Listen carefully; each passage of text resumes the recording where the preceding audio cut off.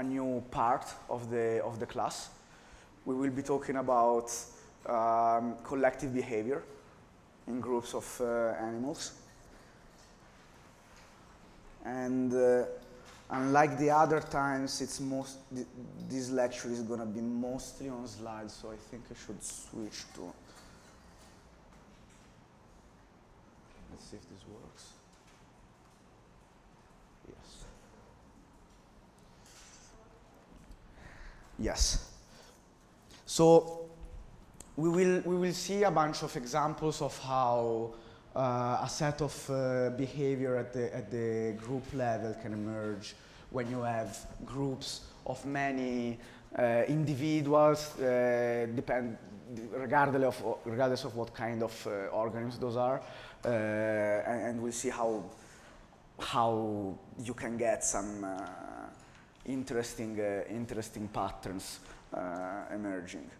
So now, if you, for example, look at a herd of deers, these are reindeers. You see their movement, and you could say that this herd of deers is fast, or it's a herd of fast deer. And these two things are different in the sense that in one case, you're assuming that the behavior at the group level is somehow a combination of what the individuals of the group are doing on their own. Whereas in the first case, the group is behaving in a way that is entirely different from what the individuals would do if you put them on their own. So I actually would like to show you a video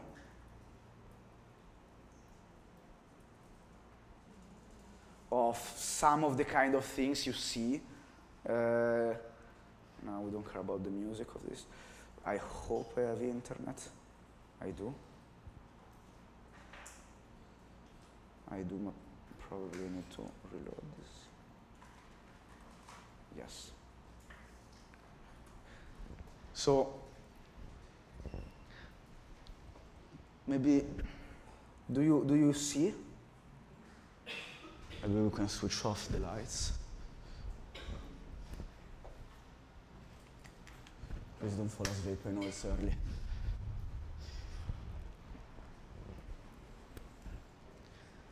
And you see that these deers are revolving in this kind of vortex fashion.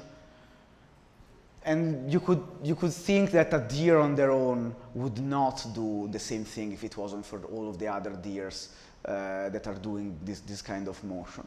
So in this sense, the point of this lecture is to show you several examples in which the group of these animals is behaving in a different way as just the individual components, even when you sum up the properties of the individual components.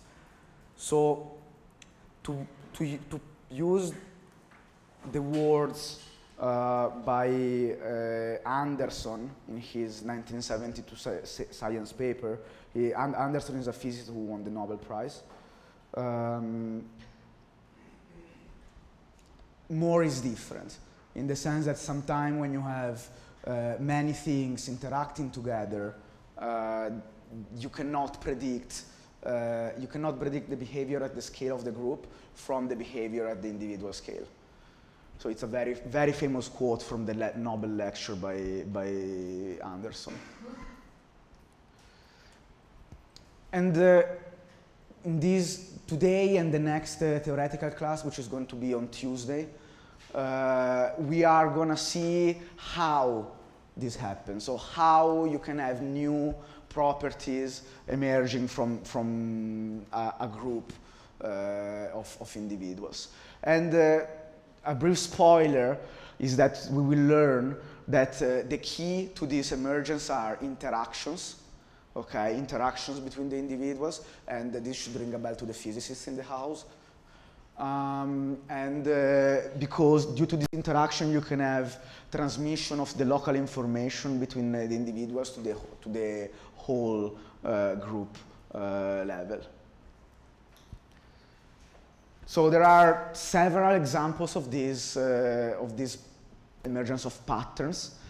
One example, which is a little bit abstract, is, for instance, when you have a network of disease and you study the epidemiological network of who infected whom, you have an emergence of a structure that is not in any mean encoded in the molecular properties of the virus itself.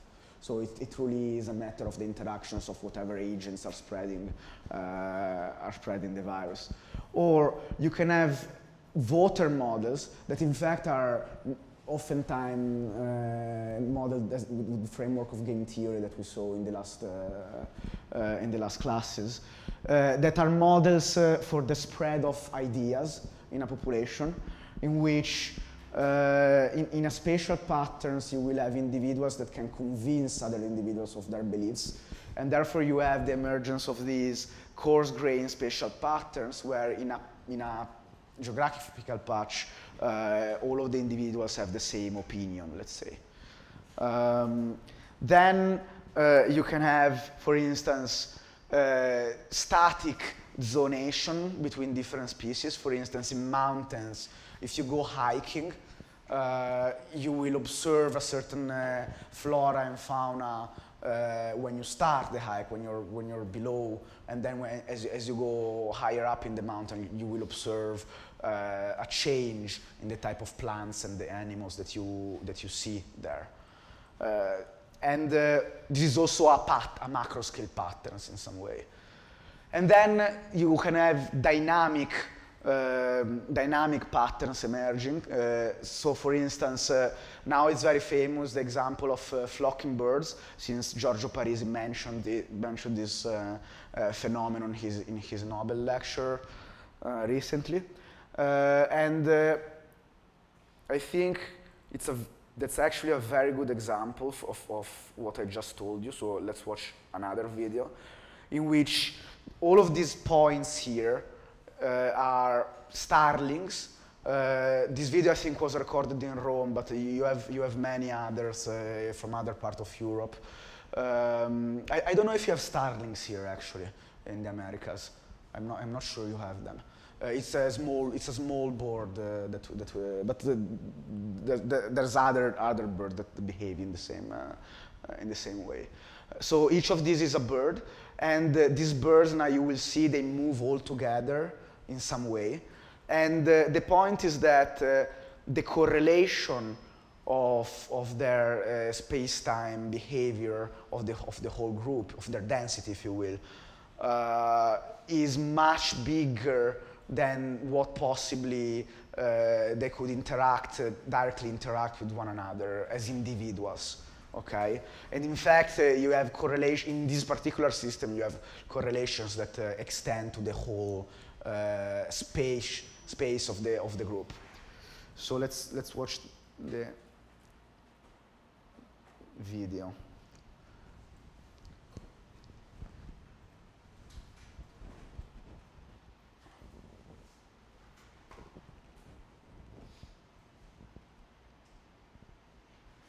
So you see that you have this kind of waves of density, and they turn in a very coherent fashion. The whole flock stays together, and they make this beautiful.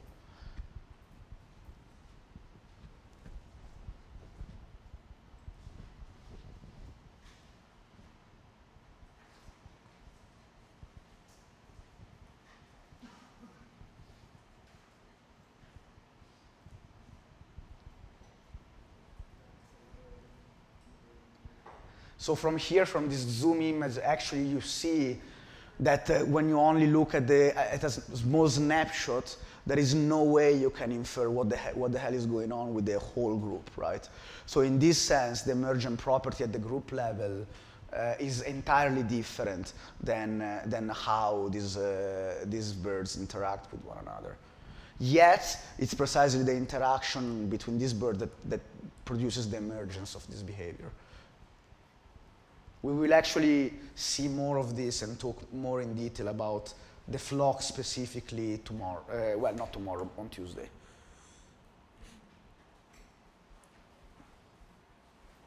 So, and then, okay, there is another example that I would like to show you before we go on with the lecture, which is with sheep. So this is not, what I told you does not depend on the specific system we choose. You could have birds that move in 3D, or like plants on a mountain, or like water models, or even just sheep in a field. And you still observe this collective behavior at the group level. In this case, see how they are entering a fence, and you have like this sorts of fluid behavior of the sheep entering their fence.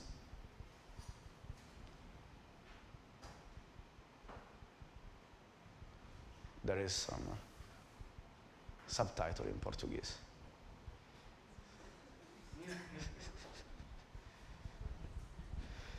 Okay. So you see that here, it's funny how they somehow accelerate close to the fence in the same way a fluid would accelerate when you increase the pressure.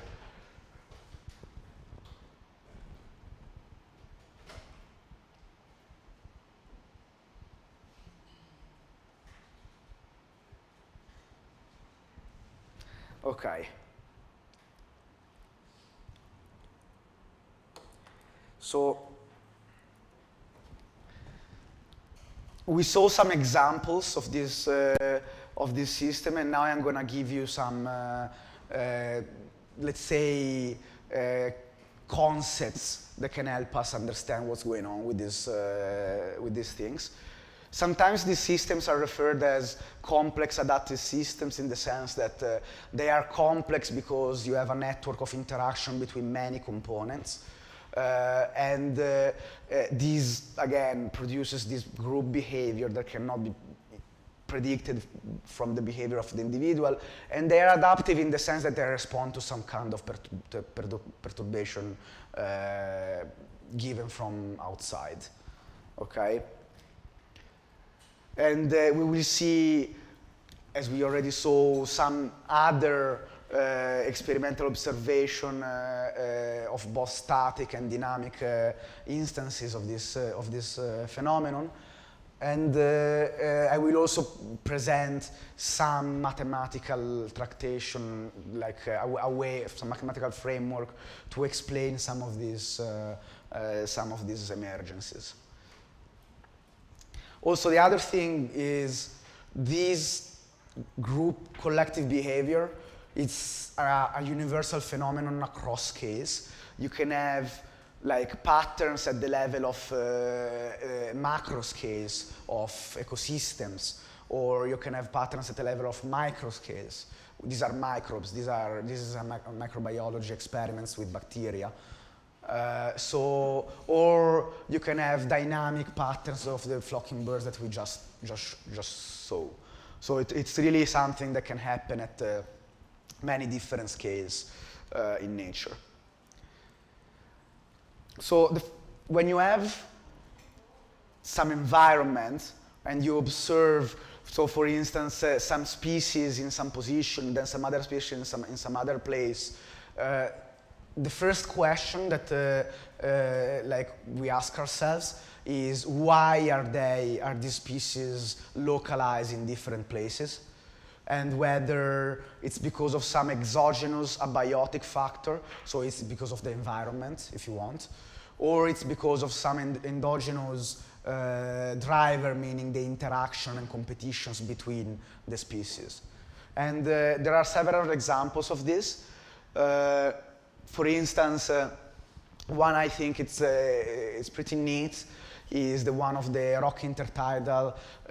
Intertidal is this environment that is some fraction of time below the water and some fraction of time above the water.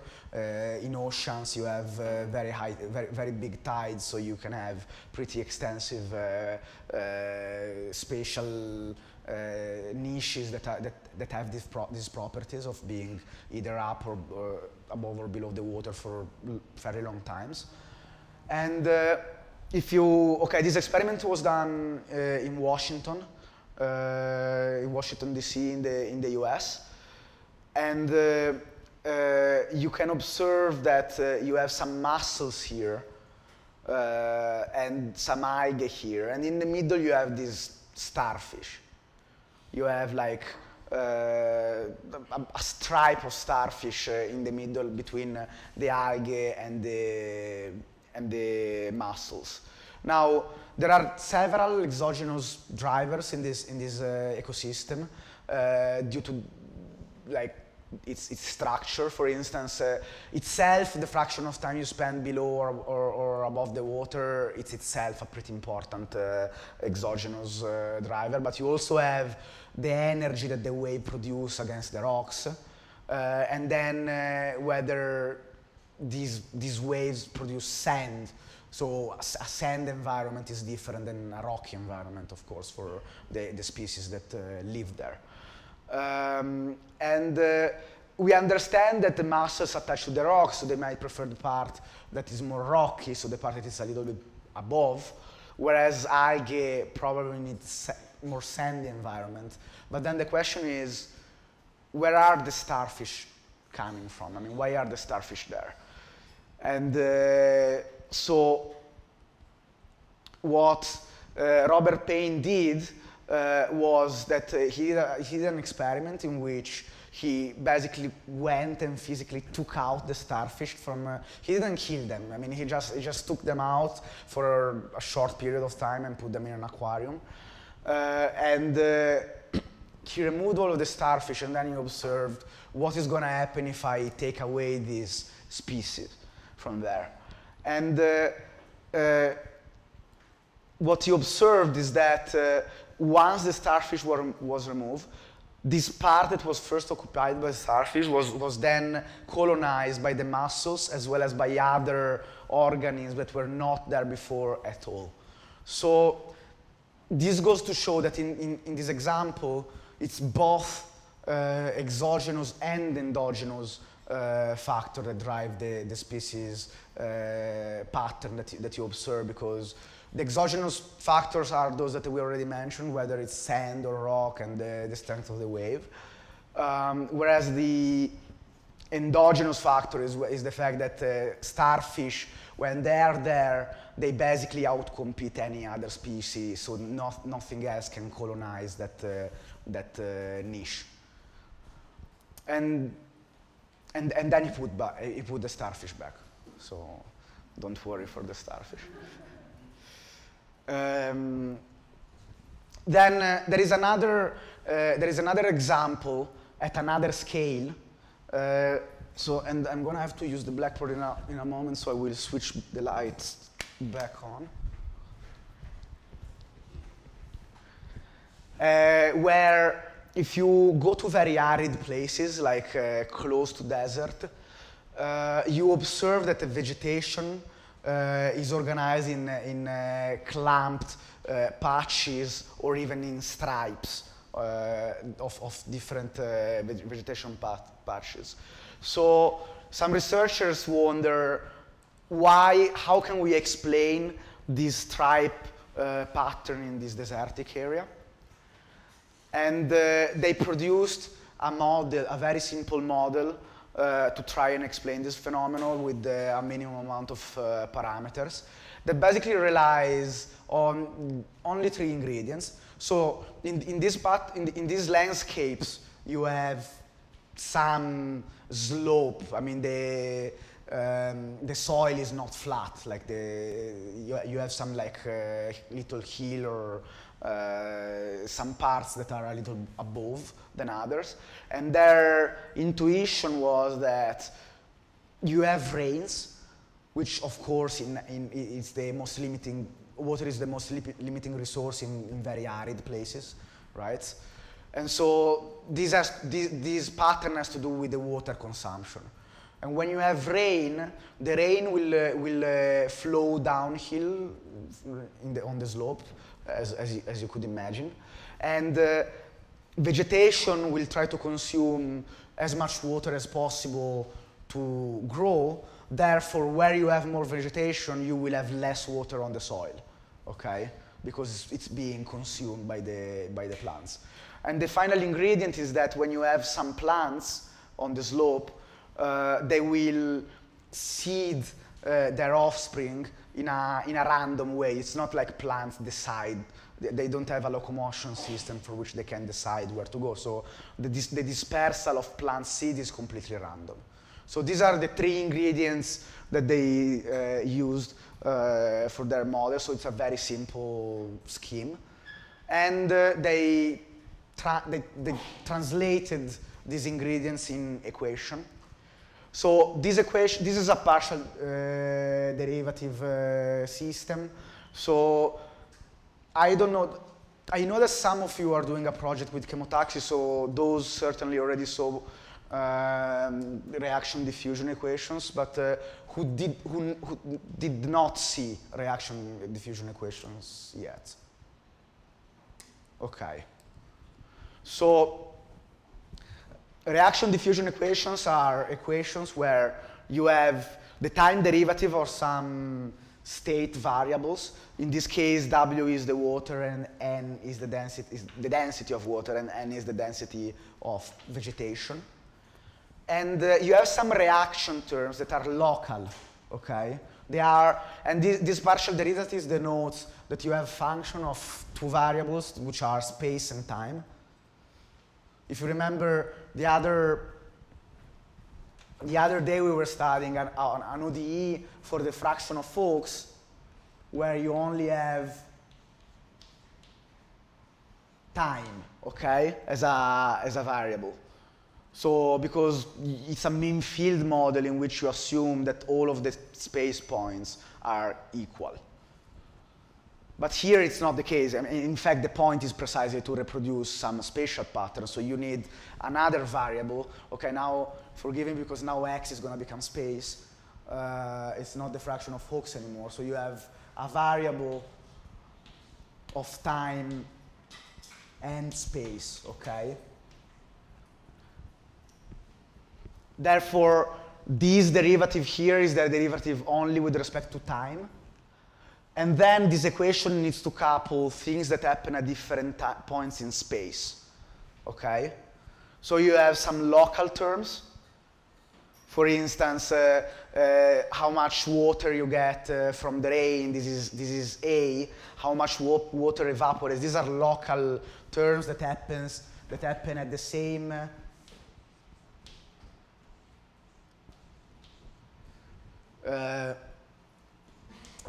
position, okay? Right? And then you have some terms coupling different positions that basically tell you what's the flow of these state variables across space, okay? So, for instance, I'm going to try to make it even more clear. I told you that one of the ingredients is that plants disperse in a random way in this environment. So, for instance, you could imagine a situation where this is our environment. Okay, so for simplification, I'm considering a one-dimensional case. Say that you have some plants here, and with some concentration, and these will hop to neighboring sites at a hopping rate gamma, okay? And in this case, you can write down the concentration of sorry, these are plants, let's say, of plants. at position x is going to be equal to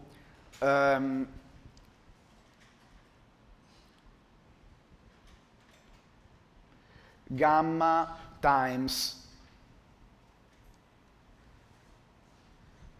sorry, actually, so there is also time, okay, so let's say that this is time t, okay, times the concentration of plants at time t minus 1 at position x minus delta x, where delta x is the lattice size. I'm considering for now a discrete lattice with spacing delta x.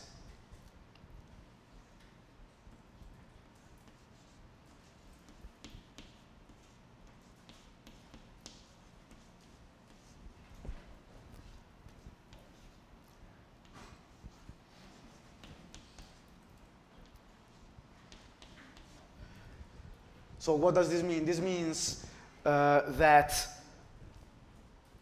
you have a concentration here, and at each time point, you get some plants that go from here to here and to here. Therefore, you have this -2 factor here, because you can hop in both directions. And then you have other plants that hop randomly as well, but from the neighboring side. So you have this term and this term, okay? So we can then do something like this,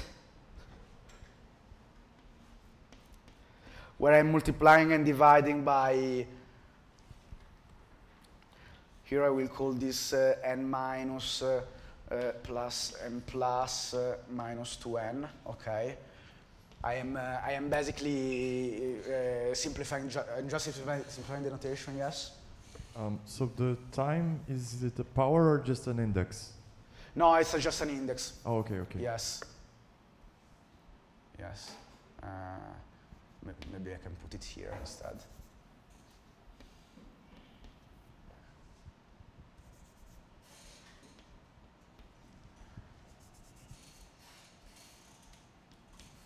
All right.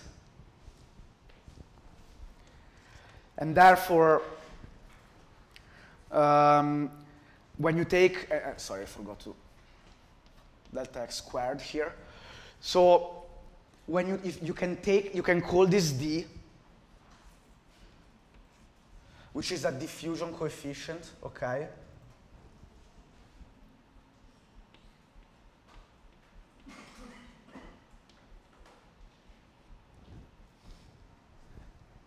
And then, of course, this is, obviously I forgot, this is nt minus 1, okay, x, plus this stuff, okay? Because this part is just the change in the state, okay?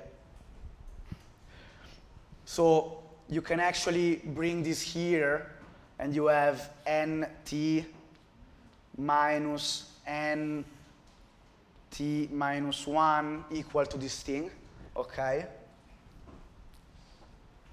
And now I'm going to argue that when you send delta x squared to 0, this stays constant, okay?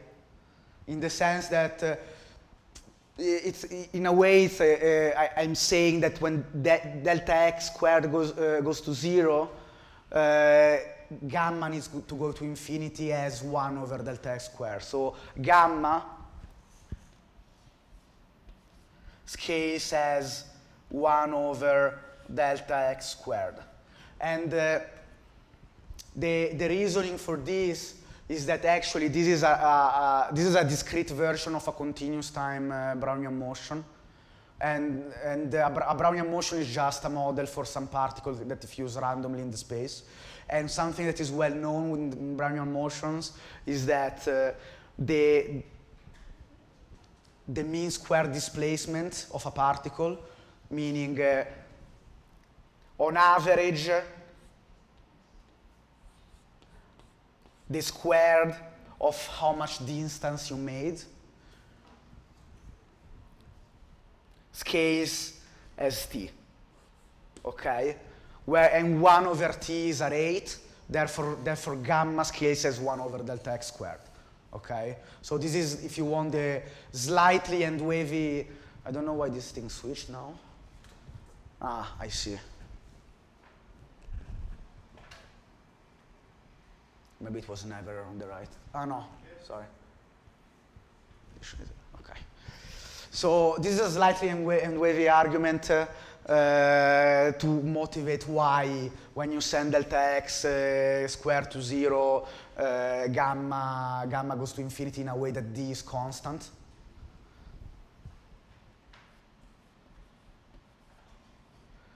You can actually show it in a rigorous way mathematically. I'm not going to do that because it takes some time. But essentially what you get is that dn over dt, since I'm also sending to 0 the time difference separately. Now this t is not this t, okay? This t is 1 over gamma, okay? Which is the hopping rate between neighboring sites. This is just the discrete formulas of a second derivative, right? I hope you can all see that.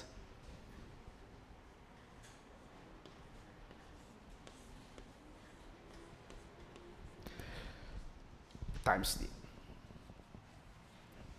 So this is why you write down random diffusion as it's written in the equations. And now I think I can switch to this other one. Yes. This is why they write this term in the equation here. Diffusion via dispersal, okay? You have this Laplacian, the second derivative of n, times a diffusion coefficient. Again, these can be proven more rigorously thinking about jump process, which is actually the way Einstein derived the equation, but it takes a bit more math. This is more intuitive to me. So, and then you have, so basically this is telling you how the dynamics of plants at some position x is coupled to what are the plants doing at other positions, okay? This couples different space points in the system, okay? This term here, the first derivative with respect to water is just flow down here. It's actually a simpler version of this, where you just have a first derivative because you've only flow in one direction. Are there questions?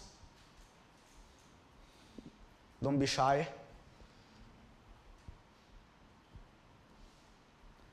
Are the terms in this equation clear? So you have rain, you have evaporation of water, and you have consumption by plants of water, which is clearly very important, which is quadratic for some hand-wavy reasoning they give in the paper. They say that it shouldn't be linear because of some root structure of the plants that sequester more water than linear. Plants die and disperse randomly, okay? So if you simulate this equation numerically, you do observe the formation of stripes, okay? So these three simple ingredients on their own, they are enough to reproduce qualitatively the fact that you have stripes equally spaced. So, okay, well, you can try it with the regular landscapes as well. I'm going to switch to another thing now, so if there are questions, please ask now. Good. So now I will show you pretty important thing in the realm of like pattern formation that was originally introduced by Alan Turing. So Turing was a mathematician and a cryptographer who's most famous for working at decoding the code Enigma. That was the code that was used by Germans during World War II to communicate to have a code between their submarines. And it was one of the reasons why they were annihilating the Allied forces in the Atlantic Ocean until it was decoded. And it's also known to be the father of artificial intelligence for his works on Turing machines, and he even devised a test to define essentially the intelligence of a machine, which is called The Imitation Game. I don't know if you ever saw the movie, which is called The Imitation Game after this. So this Turing guy was pretty smart, okay? And at some point he got interested in biology, and as many people such as Schrödinger and other theorists were in the same around the same years, and he wrote this paper, the chemical basis of morphogenesis, which is one of the, if not the most to this day cited paper in this field of morphogenesis. And essentially what he was asking is, why do we observe a certain color pattern on the skin of certain animals? For instance, why are there stripes on zebras? Or spots on jaguars? These kind of things. And he wanted to find the simplest possible explanation for this. And he came up with this system in which you have two chemicals. You can see this as either enzymes or proteins inside the cells of the skin of these animals that are expressed by their genes. Effectively, you can think that there is some information flowing between cells due to some communications. Therefore, the expression level of these chemicals will diffuse between different parts of the body of the animal. And one of these two chemicals will produce stripes, and the other one will inhibit stripes, okay? So so the concentration of these two chemicals will determine whether you have patterns on the skin of the animal. And he hypothesized that there is an inhibitor, which is U2, and an activator. If the diffusion constant of the activator is much slower than the diffusion constant of the inhibitor, then you have the emergence, plus some other ingredients that are a bit more complicated. If this is true, you have spots. You have the emergence of equally distributed spots on the animal, okay? Like in a jaguar, if you wish. Now, I would actually like to give you a little bit more of the formalism that he introduced, because I think it's useful to know. So this is the analysis of Turing instabilities. So say again that you have two chemicals at some concentration U1 and U2.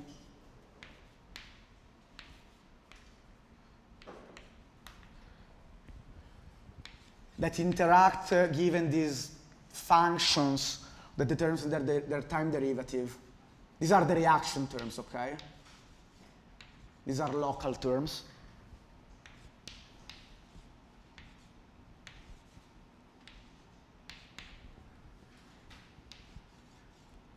This notation means that I'm deriving twice with respect to x, okay?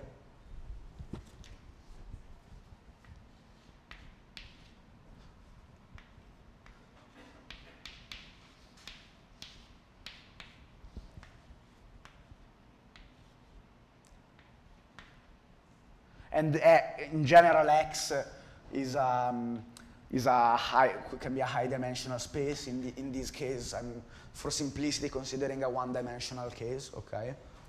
Just to show you the idea. Now, say that you have two fixed points of the reaction equations. So if we switch off diffusion and we only have our standard ordinary differential equation at that point with F1 and F2, I'm calling U1 star and U2 star the fixed points of that process.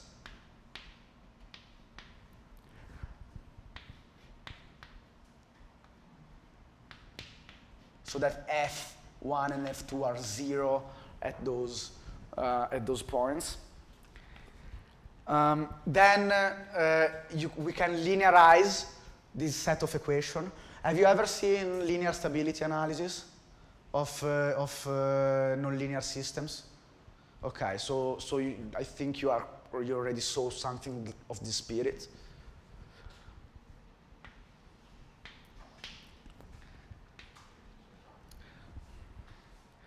The TU is going to be equal to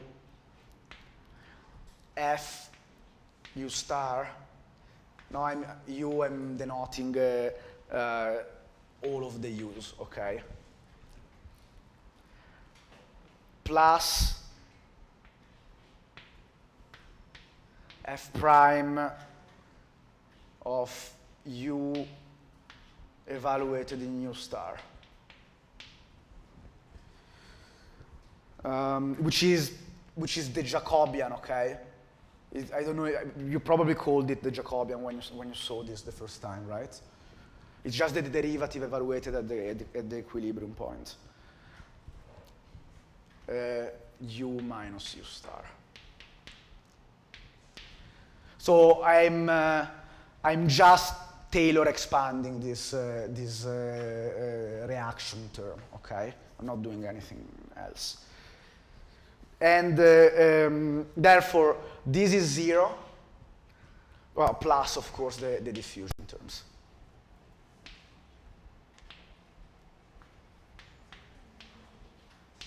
Okay. This is 0 by construction, by how I define U star.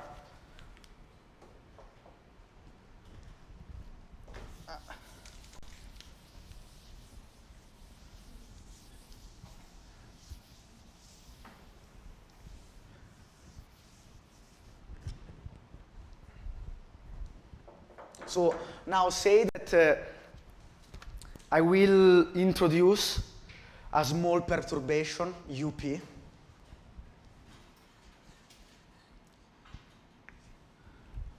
that is close to U star so that this linearization is justified, so that UP minus U star is small.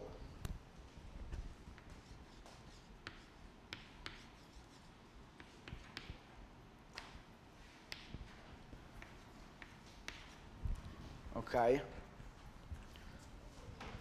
And I make the ansatz that this perturbation has the following form.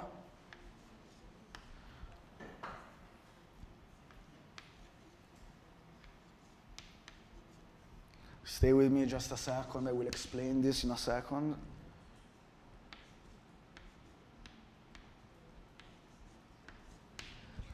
This is a complex number. By this, I'm just saying that this perturbation has a periodic shape. What this means, what I'm essentially saying here, is that if this is the homogeneous steady state where U is equal to U star everywhere, and therefore the reaction term is like 0, that's a fixed point of the system, okay? Because if you take an homogeneous term, all the second derivatives are going to be 0 because it's constant everywhere, so all of the derivatives are 0. Therefore, U star is a fixed point not only of F, but of the whole state, okay? And now I start from that homogeneous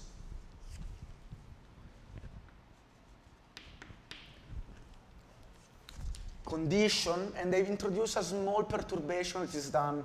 Do you see the violet on the blackboard? It's done more or less like this at the beginning, okay?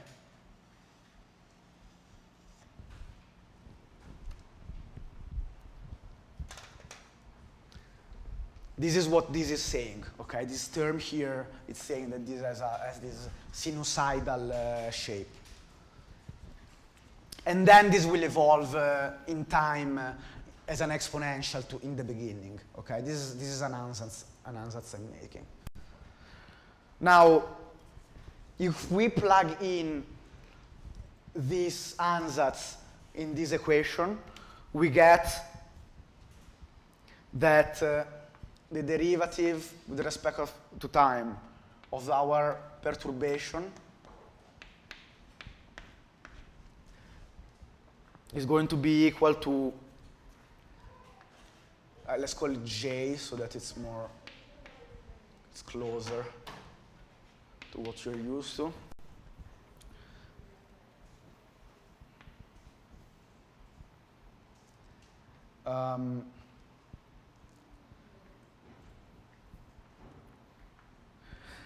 And then we need to derive twice with respect to this thing.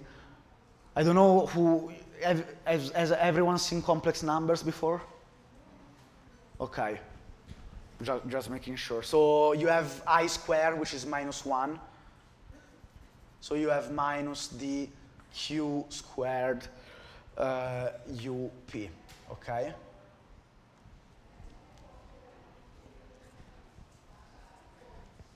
All right. In fact, this is up much less than 1 because this is already taking the difference with respect to the equilibrium point. Anyways, this is the equation you get. And if you derive this, making this ansatz, which is exactly what you usually do in the linear stability analysis, okay? The new part, if you want, is this, okay? The rest is stuff that probably you already saw when introducing the linearization of a coupled differential equation. When you derive this with respect to time, you end up getting lambda of q times up equal to the Jacobian, the matrix multiplication between the Jacobian minus the identity times dq squared, okay? So you have J11 minus d1q squared, J12, J22 minus d2q squared, and then you have J21, okay? You're basically taking the Jacobian and just subtracting these diffusion terms on the diagonal. And so this is an eigenvalue problem. And therefore, when you solve the eigenvalue problem, if you find, and the eigenvalues now are going to be a function of q, which is the wave number of this perturbation. So q tells you the frequencies of this perturbation, whether it's like that or whether it's like more like that, okay? If you find a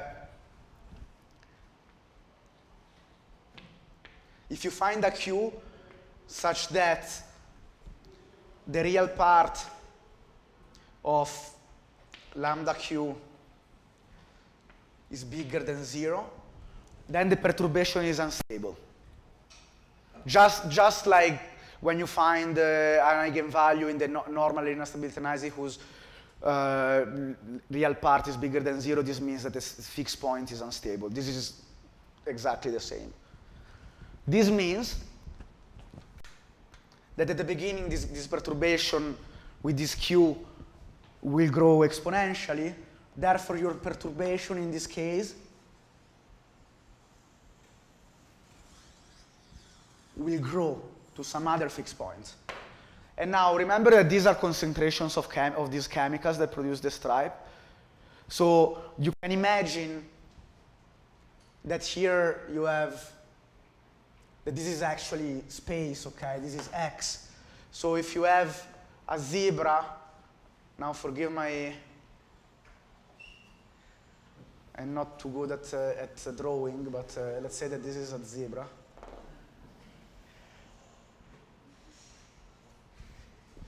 Okay, it should have a neck.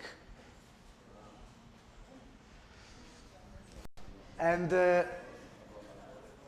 when the concentration of U1 is high, this means that this zebra is going to have stripes, okay?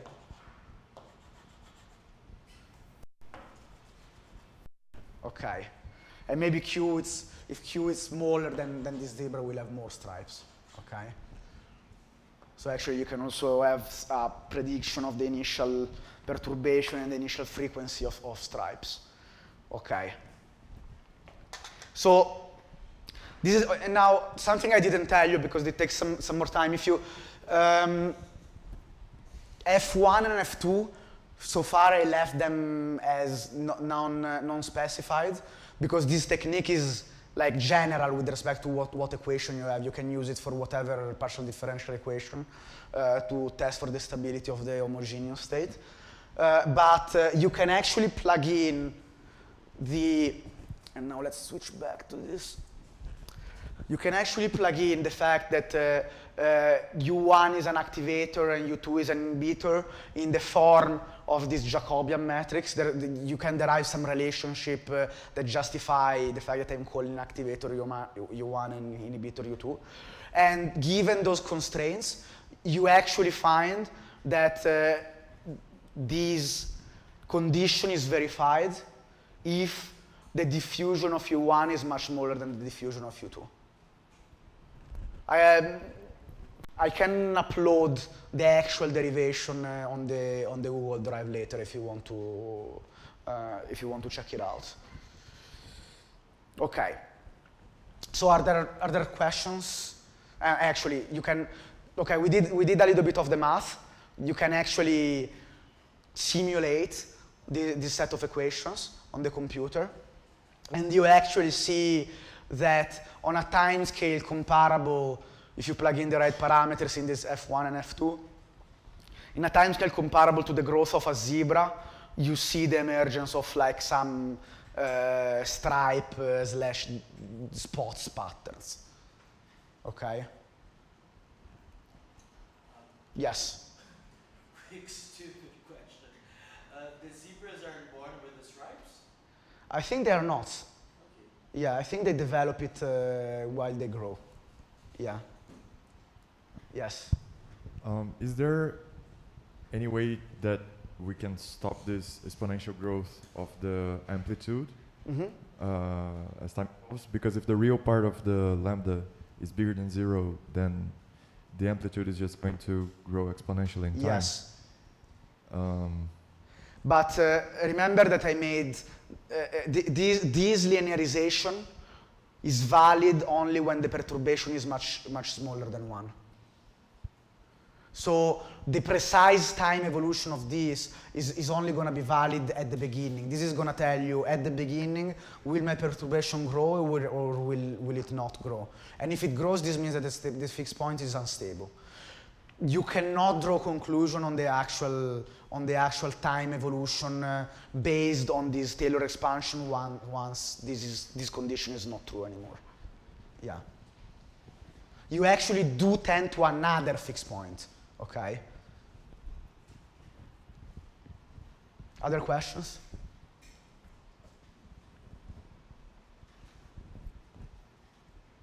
Had you seen something like this, right? Without the spatial terms, but you saw how you linearize a set of equations as a function of the Jacobian and how that relates to the real part of eigenvalues of the linear system, right?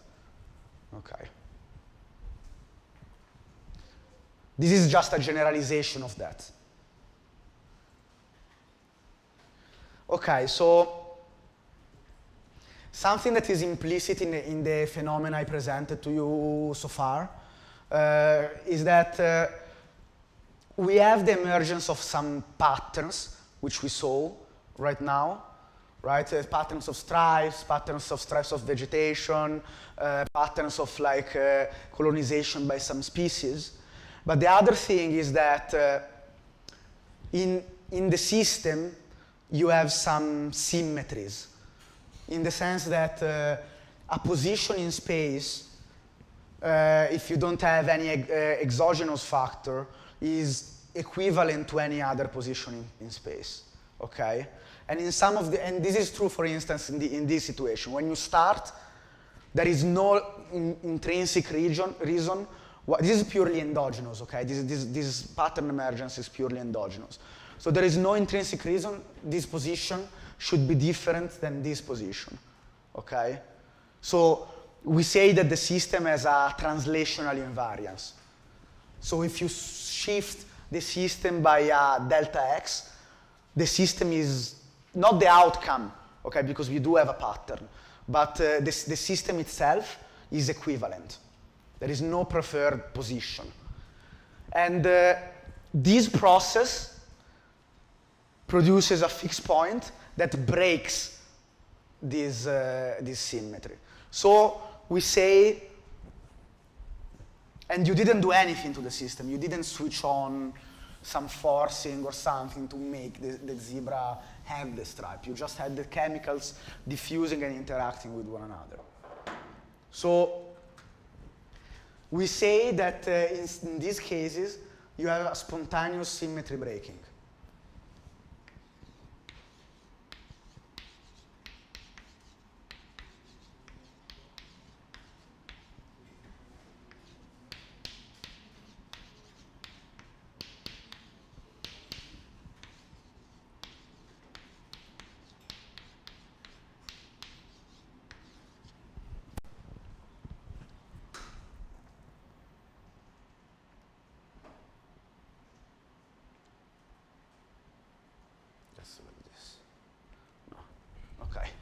And I will try to present you a very simple example to make this concept more clear. So consider a situation where you have two environments, okay? An environment A and an environment B. And you have some individuals that can be in either A or B. And they will switch from A to B and from B to A with a certain rate, okay? So you have a rate U that depends on N. So let's say that you have NA particle that I call small n, and you have NB particle in B. And they say that the number of particles is fixed, so NA plus NB is equal to big N, okay? Fixed. So you have a rate U of N of switching from environment A to environment B, which only depends on the number of particles that you have in A. So environment A and B are identical. You have a symmetry in the system because a priori there is no term in this rate that depends itself on whether you're environment A or whether you're environment B. It only depends on how many particles you have inside. But U of N is the same for B and A, okay?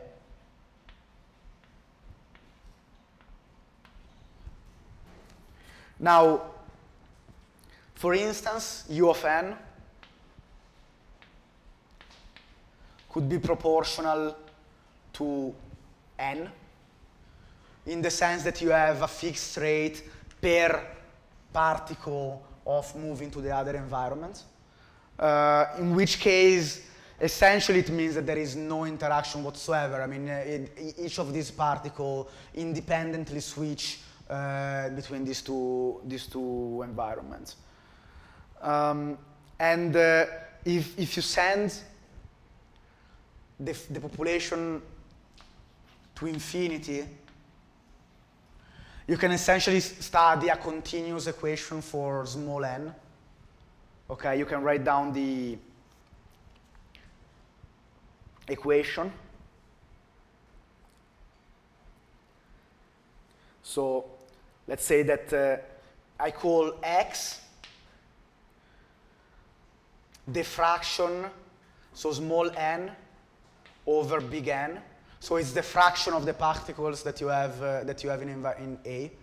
A bit like when we were doing with what we were doing with the doves, that we were studying the fraction of the doves. Therefore,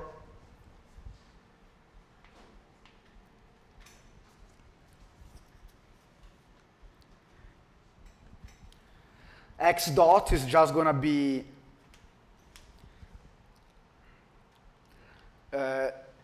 1, because I'm assuming the Basel rate is 1, but it's just 1 minus x,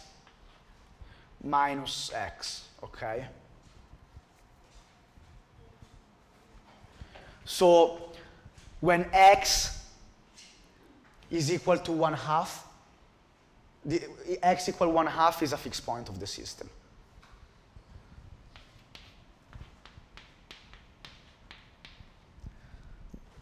Which means that you have half of the particle in A and half of the particles in B, which makes sense, right? I mean, I didn't tell you anything special about A and B, so why should you have more particle in A than you have in B, right? Now, let's say that we change this function, and we have a u of n that we call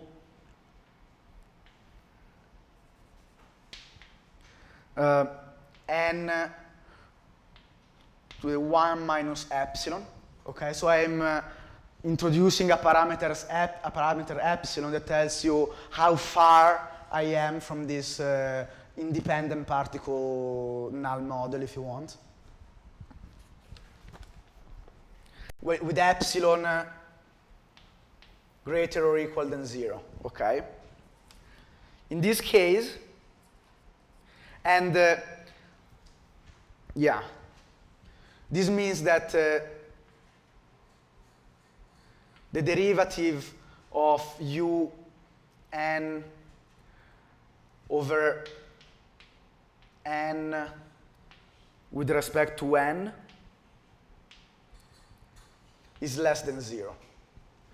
So the per particle rate of hopping decreases with the number of particles. The more particles you have, the slower you're going to hop to the other environment. So in some way, these particles like to stick together. They all find themselves in the same environment, so they don't want to go to the environment where there's fewer of them. Okay. So if we introduce this, we can now write down the time evolution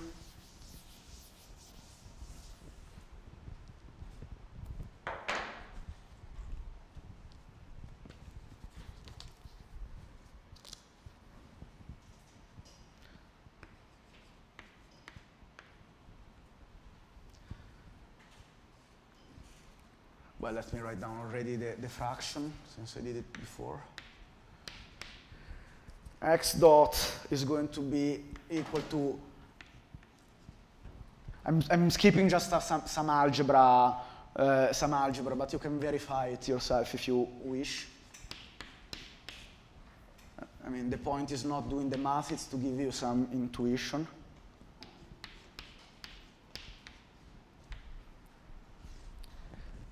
This is now the time evolution of the system given this new rule of hopping, okay? So x, the fixed point, is still 1/2, okay? But we need to study if this fixed point is stable or not, right? So one can plot x dot as a function of x, and you're going to have a fixed point in 1/2 that can either be stable if at this point this thing is decreasing, meaning the derivative here is negative and the derivative here is positive, right? In which case this is a stable fixed point. Or it can be stable, the derivative here is negative and the derivative here is positive. So in this case, this is an unstable fixed point. How do we see the condition mathematically? We essentially do the equivalent of taking the Jacobian of the equation for the first derivative.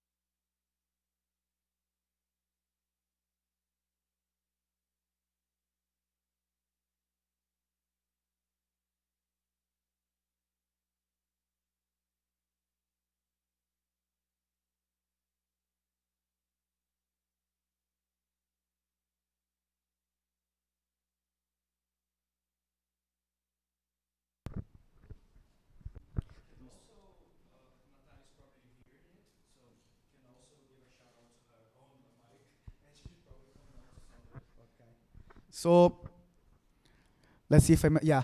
So actually, Natalia, if you're watching us from the skies, the battery of my mic went out. So if you could actually bring me some batteries, that would be appreciated. Let's see if the angel protector comes. I'm agnostic, so let's see.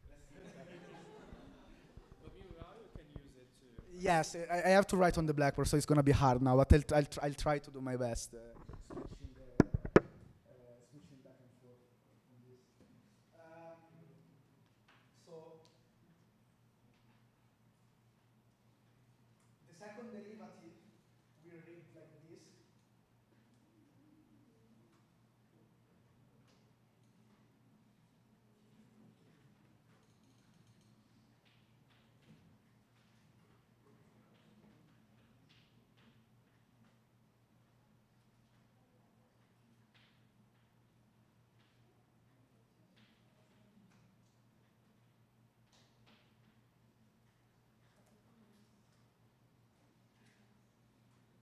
This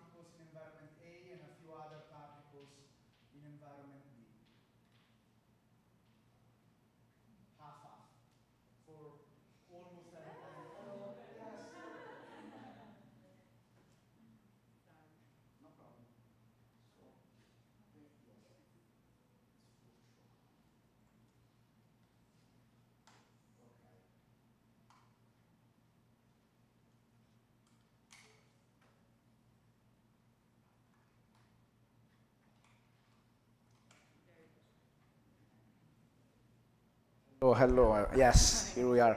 Great. Thank you. Proof that God exists. Yes. God in form of Natalia. All right.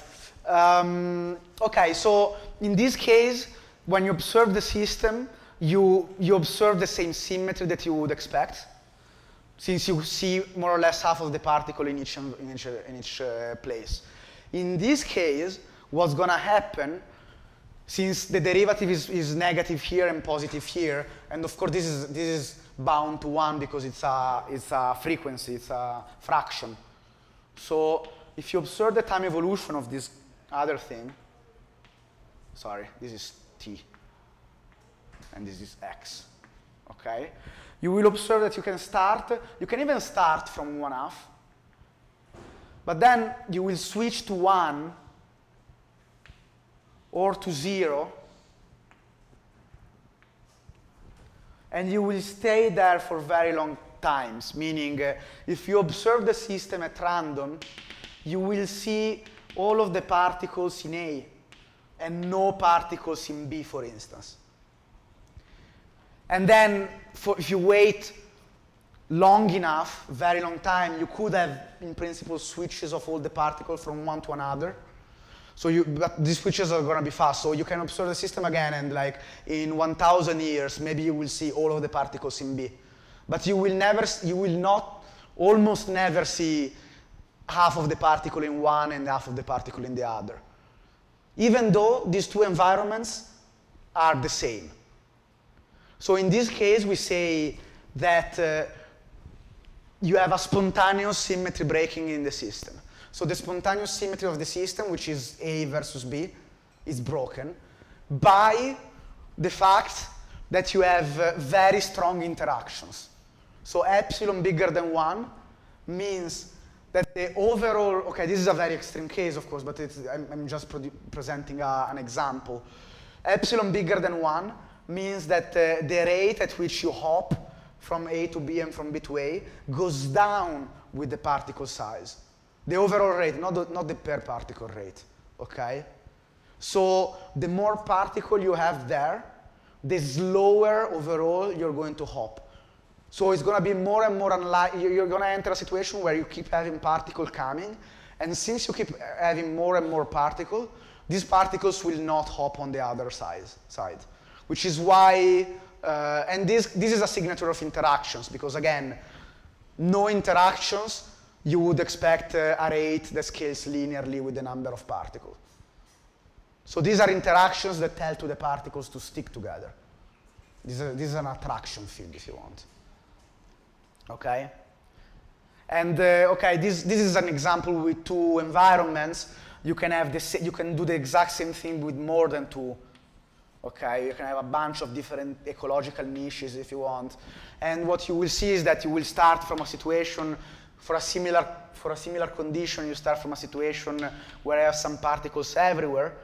Then progressively, maybe you're only left with particles in two of the environments. And if you wait long enough, all of the particles are going to be in only one of those, even though each of those environments are equivalent. Okay? So this is a simple example of what we call spontaneous symmetry breaking, which is a powerful concept in this system. It was introduced in physics in the theory of phase transitions, because when you have phase transitions in matter, you have some symmetry that is broken. For instance, when you go from water to ice, the water crystallizes, so essentially you introduce a discrete structure. Is there a question, or okay? And but this concept is very relevant in the biology of collective behavior. So hello. Yes. I have a question.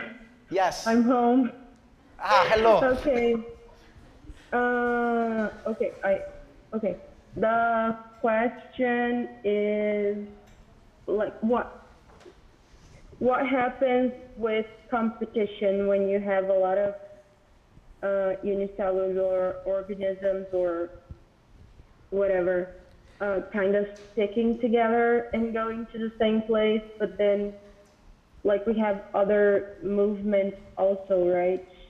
Yes. Like diffusion, usually they would be more. But what system are you thinking about concretely? But then there's advection, I guess. I don't know. I'm thinking about competition, I guess. Did you say unicellular? My question. Did you say unicellular? So like bacteria. Like bacteria, like some fungus, like. So you have this kind of things like when there are many examples. So I'll try to look up some papers if you're interested to. There is a big research field of active matter of like cell migrations between tissues. So one question is that we still don't entirely understand how cells can migrate from a tissue to another in mammals or any other animal body. You have some pretty cool situation in which the interactions between these cells create a cohesive flow of cells that can hop all together between different places and then can migrate.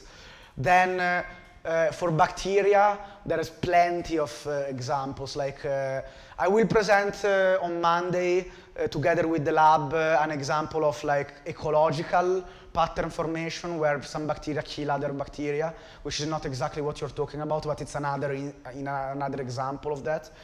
Otherwise, you do have a situation in which bacteria, for instance, move to different environments. You have chemotaxis waves.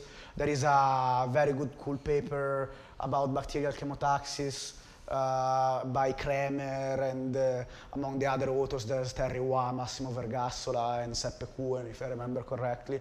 I can load that up as well.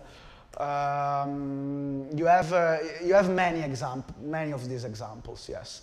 Then how you model it depends on the exact question and the exact system that you want to look at.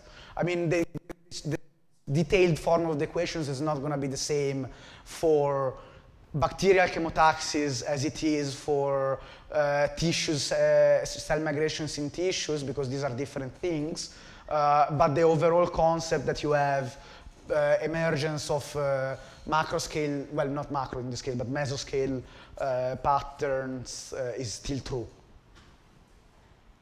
And we're going to see some example, but more on the ecological side, so not much related to what you just asked, but I can add some references in the Google Drive. Yes? Just one quick question. Mm-hmm. In a given biological system, we expect epsilon to be constant, right? We expect? Epsilon, the exponent, to be constant, right? There's no... In time.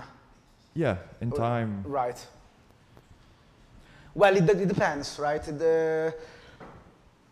It depends on actually what is the process that is going on. You may have a more, I mean,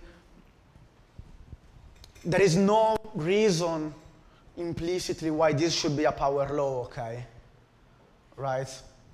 So you can have more, you can cook up other more complicated functional forms.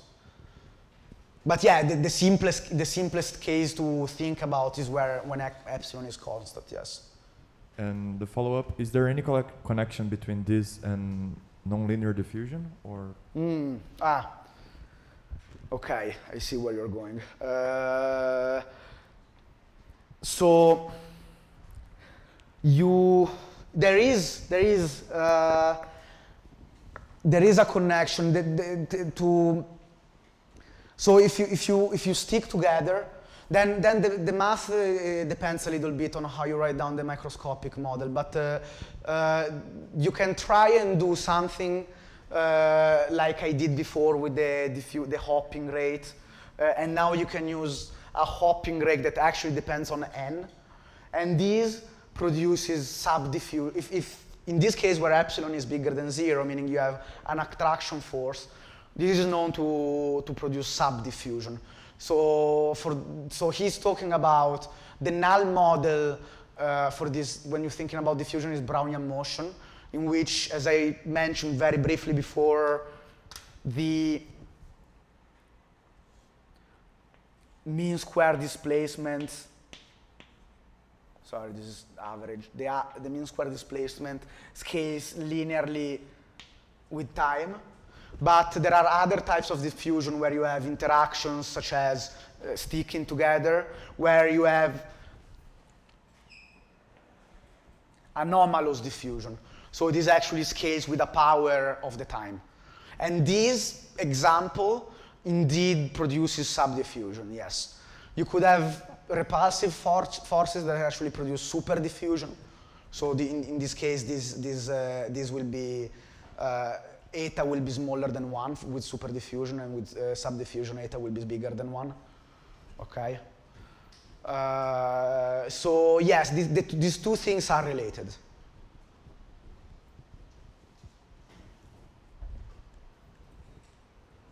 Other questions?